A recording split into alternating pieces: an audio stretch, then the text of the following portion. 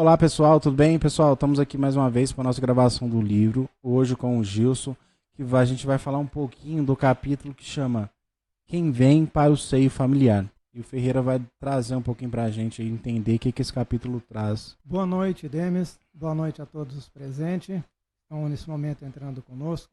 Falando um pouquinho sobre esse capítulo, para poder dar uma ilustração melhor, no capítulo 5 do Evangelho, no item 11, diz: frequentemente o espírito renasce no mesmo meio em que já viveu, para estabelecer as relações novas com as mesmas pessoas, a fim de reparar o mal. Daí nós já podemos ver que nós temos a oportunidade de poder estar retornando no mesmo círculo familiar, mediante as pessoas em que nós tivemos a infelicidade de agirmos com ela em uma má conduta. E a reencarnação, nesse momento, ela permite ser o ápice da misericórdia de Deus, permitindo o homem, na sua possibilidade de poder reparar todo o mal que ele tenha causado. Na família, veja que você não foi diretamente, único e exclusivamente, por uma só pessoa, mas um ciclo de pessoas a quem você teve a infelicidade de ter agido diante de uma má conduta, e isso tornou você devedor. Então a misericórdia de Deus nos abraça, permitindo que outra vez você retorne ao ciclo familiar para poder ressarcir aquele mal que você tenha causado a cada um daqueles a quem no passado você atingiu de uma forma que causou negras feridas e abriu sequelas quase irreparáveis. Eu digo quase porque você hoje tem a oportunidade de fazer diferente do que você fez hoje. Pela nossa arrogância, acredito, não é?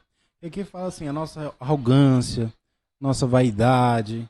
Então são pequenas coisinhas que traz a falta de aceitação, isso, sabe? Então, às vezes, por uma palavra maldita, mal interpretada, a gente acaba trazendo muito débito para poder pagar, sabe? Para retornar de novo, porque a gente vai retornar. Então, às vezes, a gente retorna por quê? Por causa disso, da nossa arrogância, da nossa vaidade, que faz com que a gente tenha que pagar débitos por essas feridas que você ditou, sabe? Então, isso faz abrir feridas. Quando eu sou arrogante, quando eu tenho falta de humildade, quando eu sou extremamente vaidoso e penso só em mim, porque a família é um coletivo. Se eu não penso no coletivo, automaticamente eu estou sendo arrogante, sabe? Eu estou pondo meu ego lá em cima. Estou esquecendo que essa família é para quê? Para me dedicar também às outras pessoas. Numa convivência social, nós temos sempre que nos lembrar que em cada uma oportunidade que nós temos e a vivência que nós temos, cada uma pessoa é um universo desconhecido à nossa compreensão. Uns assimila bem, às vezes uma má interpretação que você tenha feito, uma infelicidade que você tenha feito, ele absorve aquilo com a naturalidade. Já outros, dado ao sentimento próprio, ele não trava da mesma maneira. Ele guarda aquilo, ele não te diz nada que você fez a ele, e nem qual foi a consequência que você levou a ele, mas ele permanece com aquilo guardado no espírito. E isso mais tarde, após o seu desencarne, isso levou para a próxima vida. E como você não teve a oportunidade, às vezes, de poder reparar ali, aí é nos dada essa nova oportunidade para que isso seja feito. Eu acredito que, diante de todos os hábitos infelizes que nós temos praticado na vida, é a treva que ainda nós carregamos. Qual treva? A treva da ignorância. E quando você compreender que o seu ser humano tem o mesmo valor do que você, e que você possa agir com ele da mesma forma que você gostaria que ele agisse com você, você vai ter mais cuidado, você vai ser mais maleável no tratamento, na conversa, na convivência. Se o momento não lhe é propício e alguém lhe fala alguma coisa que você sentiu ferido, deixe acalmar os ânimos. Chame a pessoa para uma conversa e diz: olha, você não foi feliz nessa sua palavra, me deixou um pouco assim, para que isso não se continue, ou para que nós não tenhamos uma indiferença maior, vamos nos respeitar e nos fazer diferente nessa oportunidade que nós estamos tendo, de nos reconhecer e saber que isso me faz mal. E se fosse da minha parte com relação a você também, seria da mesma forma. Então, perceber na sensibilidade do outro aquilo que nós falamos, da maneira que nós agimos e como nós fazemos e de que forma nós fazemos. Até para você dizer um não, você tem que ter um certo cautela para você poder dizer, para que a pessoa não compreenda aquilo que você está sendo arrogante, prepotente. ou até mesmo orgulhoso na sua forma de colocar. Porque se você tem essas não virtudes, né, que é arrogância, a gente guarda muito o sentimento, eu acredito, sabe? Você perde o equilíbrio e começa a guardar de tudo e começa a descontar em todo mundo. Então, se você tem um problema lá no serviço, começa a trazer para casa, sabe? Se você tem um probleminha dentro de casa, leva para o serviço. Então, quer dizer, você vai crescendo dentro de você problemas e problemas na sua mentalidade que não consegue dissolver. Então, você se torna uma pessoa agressiva, sabe? Com palavras e atitudes, que depois vai trazer uma consequência que amanhã você vai dar retornar. Porque eu quero já dar aqui um gancho no tema que a gente vai dar sequência sobre a violência. Porque uma mulher fala assim, só para ler um pouquinho, ela fala assim, será que a pobreza é causa de tanta violência contra a mulher que muitos acreditam que a violência tem como causa a pobreza? Sabe, isso que eu estou falando, sabe? Que não é a questão da pobreza, de ser pobre. É questão do seu psicológico, eu acredito, entendeu? Você tem que aprender a trabalhar a sua mentalidade, a aprender a descarregar as energias, porque isso não tem nada a ver com dinheiro. Ser grosso, ser arrogante, ser egoísta, não tem nada a ver com dinheiro. Vamos colocar essa pobreza sobre 2 fatores. Primeiro, se nós estiver falando da pobreza de espírito com relação à criatura que tem que diminuir o outro para poder se sentir grande, eu diria que realmente ele é pobre. Ele é um pobre porque ele precisa se encher de orgulho, ele precisa ver o outro de menor perante a sua pessoa para que ele se sinta grande. Se nós estiver falando da pobreza, da situação social, isso não é bem verdade, porque se fosse assim, em todas as classes nós vimos surgir a violência, né? O feminicídio que tem acontecido contra a mulher, a violência ela está causada em todas as classes sociais. Eu quero achar que seja um ato de ignorância da própria alma, quando imagina que a outra pessoa tem que ser propriedade dele. E para que ele tenha ela como um objeto. E diante dessa forma seja colocado esse ponto de vista arrogante e prepotente que ele exerce sobre a outra pessoa. Então a violência ela está espalhada, isso é um estado de espírito. A pessoa que tem um estado de espírito violento, ele manifesta independente da classe social. Ele olha para outra pessoa e percebe que está sendo diminuído, que ele está sendo mal interpretado, e aí ele age da forma que ele bem imagina, para poder satisfazer orgulho, aquele, né, orgulho próprio. Aumenta demais e ele começa a descontar em todo mundo. Sabe? Porque a questão, que cita bem assim, que a pobreza, eu falo assim, é a questão de ignorância do homem, né? A gente sabe, a gente é pobre, a gente sabe o que é, porque é falta de dedicação. Então se a gente dedicar, se a gente estudar, se a gente trilhar um caminho certo, fazer as coisas, realmente, o dinheiro é consequência. A gente sabe que se é pra gente ser pobre a vida inteira, a gente vai ser. Mas Deus deu tudo que a gente pode usar, tudo que Deus criou, eu posso ter. Depende da dedicação que eu tenho para aquilo que aconteça. Então, quer dizer, questão riqueza, eu posso ter? Posso, sabe? Mas aí você precisa dedicar atenção, porque olha quantas pessoas tem. Tem muitos exemplos. Você sabe que tem tipo, pessoas que trabalhavam no lixão, que não tinham o que comer, e achou um livro, foi estudando e tal, hoje na faculdade, tal. Então, é a dedicação que eu tenho naquilo ali. Então, é a nossa ignorância do homem, como consequência, hoje na encarnação, da ignorância dele do passado. Então, ele vem com esse resgate de ter essa vida pobre, digamos assim, financeiramente, para cumprir um resgate. Mas nada impede ele de mudar ou amenizar esse sofrimento, tá entendendo? Porque a gente que põe um pare no meu sofrimento, mas aí tem que ver a dedicação que eu tenho para aquilo não aconteça, ou que aquilo pare de causar tanto sofrimento. O ter é menor do que o ser. Você ser uma pessoa de um caráter, de um propósito, onde você abrange o sentimento de amor ao próximo, independente da sua classe social, ela é grandiosa. Pode não ser grandiosa perante a sociedade materialista. E já o ter te representa você ter posses, mas essas posses perante a grandeza divina, de pouco ela tem importância. Porque tanto aquele que recicla, quanto a um químico, um físico, ele tem a mesma igualdade perante Deus. Porque o que Deus olha para ele é a alma, aquilo que ele traz na sua essência.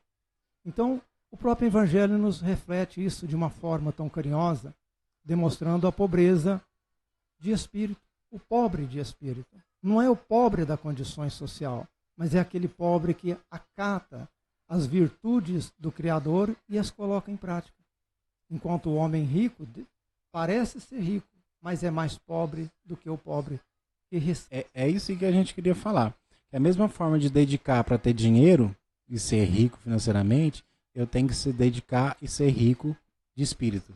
Essa é a questão. Então, se eu me dedico a fazer minha transformação e tornar uma pessoa boa, uma pessoa rica de virtudes, eu também consigo. Não é porque eu sou pobre que eu tenho que ser mal educado, que eu tenho que ser rude, que eu tenho que ser ignorante, que eu tenho que ser nervoso. Sabe? Não é porque a sociedade me oprime que eu tenho que pagar da mesma forma, sendo opressor, sendo ignorante, sendo bravo, sendo egoísta. Não é. Porque eu preciso modificar.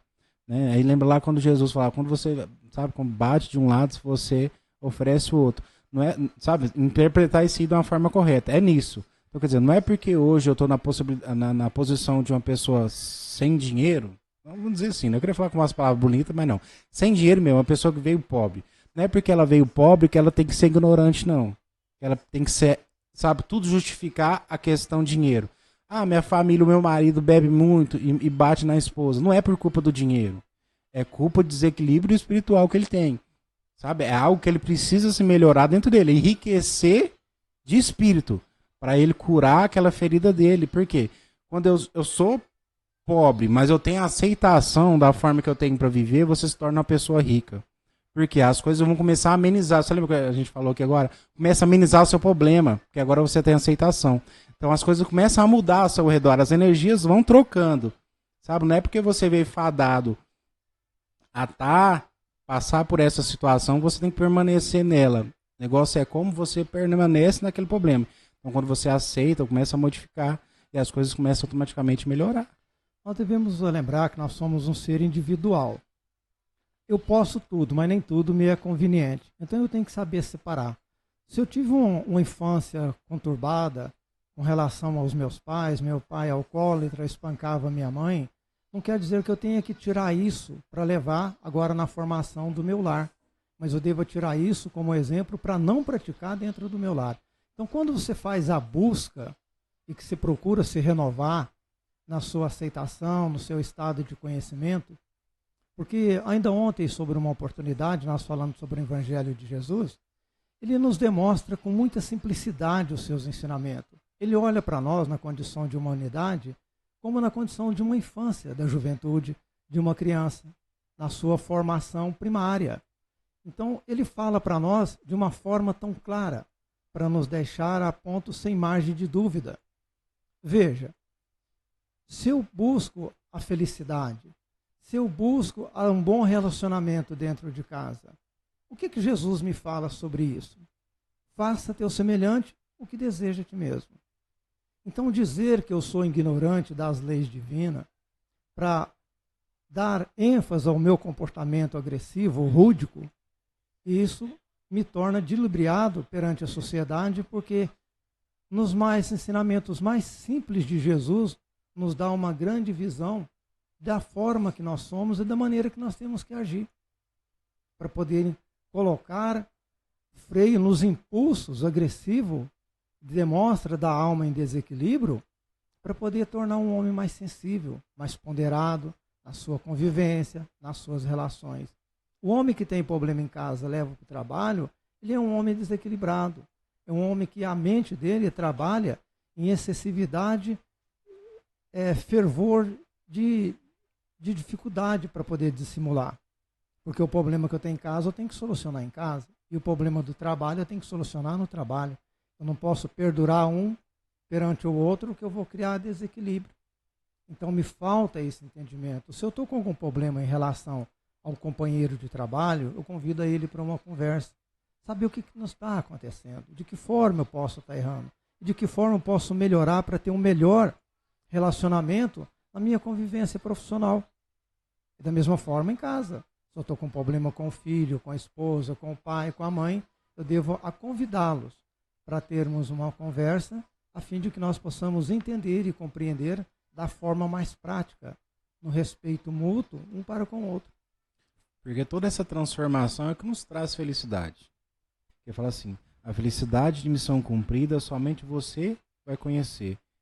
E somente você irá saber e sentir. Porque é a questão da transformação. Quando você está tentando se transformar, ninguém vai perceber. Quando você está tentando ser menos agressivo, quando você está lutando contra um vício, é só você com você.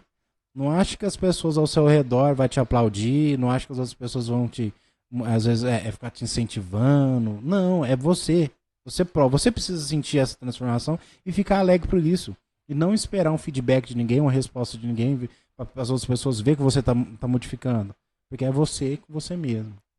A missão, você fala assim, opa, eu consegui vencer. Se foi um vício, fala, opa, graças a Deus, agora eu sou feliz, eu consegui vencer. É você que vai sentir. O que nós temos que entender é que para a nossa construção da felicidade é um estado de alma, onde todos os dias você coloca a cabeça no travesseiro e olha para trás para ver se não existe nada que te acusa que você tenha agido numa má conduta. Aquele ensinamento de Santo Agostinho, que todos os dias fazia uma alta reflexão no seu dia a dia para ver como ele se tinha comportado perante a si e perante o seu semelhante.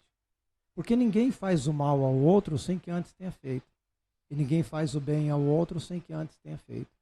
Então essas questões, ela nos coloca muito a questão pessoal e da qual nós procuramos a estar sempre no estado de companhia e de vigília mediante o nosso estado de comportamento, da nossa conduta, de que forma. Não é a ocasião que forma o ladrão. A ocasião forma o criminoso. A conduta moral que ele traz é que faz dele um ladrão ou não. Porque o seu estado de disciplina, o seu estado de colocação moral que você impõe sobre ao aspecto de saltear ou não, é uma conduta sua. Então isso nos faz pensar em todos os aspectos da nossa vida. Se eu tenho uma oportunidade de procurar fazer melhor, então eu devo procurar compreendê-lo, entender aqueles que fazem parte do meu convívio e observar a cada um deles. Se dentro do conceito da família tem alguém que dispersa sobre mim com maior incompreensão, que altera com muito nervosismo, em que demonstra sempre de todas as formas querendo criar um atrito para poder criar um mau comportamento naquele momento, eu tenho que ter mais um pouco de atenção, orar com mais firmeza para ele. Jesus nos ensina a orar pelo que vos persegue, pelos que vos querem mal e os que vos caluniam. Mas para isso, para mim poder fazer isso, primeiro eu tenho que ter aceitação. Compreender que eu também estou no estado de progresso e eu preciso muito me melhorar, que ainda não sou perfeito, mas tenho que procurar fazer de mim o melhor possível para alcançar esse estado de compreensão. Para a gente concluir, quem volta, sabe, dar essa resposta de quem volta para o seio familiar é nós mesmos, né, velho? Somos nós mesmos. Então a gente tem que pensar nas nossas atitudes de hoje. Então se eu sou agressivo, eu vou lá e uma cegueira, uma ira, eu vou lá e mato meu companheiro, minha companheira, amanhã eu volto. Ele vai estar te esperando lá, bonitinho, falou, opa, você me matou, você tirou minha oportunidade, agora eu quero a mesma forma. Então pense na sua conduta de hoje, pense no que você está praticando hoje, que amanhã você vai voltar, é você que vai voltar, entendeu? Veja uma forma interessante, nós falamos de um futuro. O passado já fugiu às nossas condições de poder modificá-lo. O presente é a oportunidade que você tem de fazer melhor para o seu futuro. Mas quando esse futuro chegar, ele é presente. Então, a maior de todas as grandezas que Deus concede ao homem é a bênção de poder dizer que você é um presente que Deus te deu. Então, o nosso dia presente hoje é o melhor que nós podemos fazer. Devemos fazer como se fosse o último dia de nossa vida. Só para que nós possamos encerrar essa questãozinha, eu quero falar de João no capítulo 3, no versículo 3, onde naquele diálogo bonito com Nicodemos, Jesus disse, se nós não nascermos de novo, não entraremos no reino dos céus. Então daí está toda a explicação. É isso aí, pessoal. Eu acho que a gente deu uma resumida no que o capítulo trouxe, né, Feira? Quem volta amanhã é a gente. Somos nós. Pessoal, eu quero agradecer a todos vocês. Que Jesus nos abençoe.